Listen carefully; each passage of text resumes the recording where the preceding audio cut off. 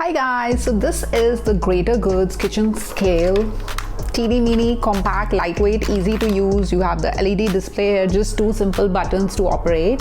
So if you flip it, right back here is where you put the batteries. You just put one battery right here. So this one already has a battery. Just like goes back easily. So guys, Greater Goods kitchen scale for better measuring of your portion sizes while cooking or just like measuring anything. So guys, on the right hand side you can see this is the power button. You hit it and it's gets switched on, so it's already on.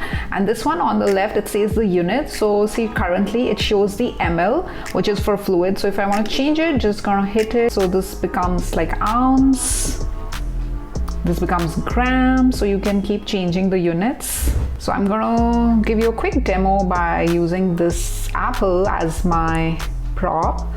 So we have this at 0 grams. I'm gonna place it and it clearly shows you the weight of the apple. This is 163 grams. Now let's say I want to bring the weight to 0. So I'm gonna hit the right button, the power button once again. You will notice this becomes 0.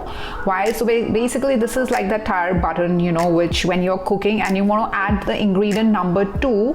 So this becomes 0, and then now you can place the second ingredient on the weighing scale and measure the quantity of that particular ingredient, because in cooking you need that kind of portioning. So I'm going to show you by placing my car keys. So let's place them here.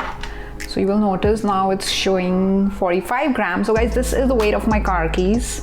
The moment I remove the car keys, it comes back to 0.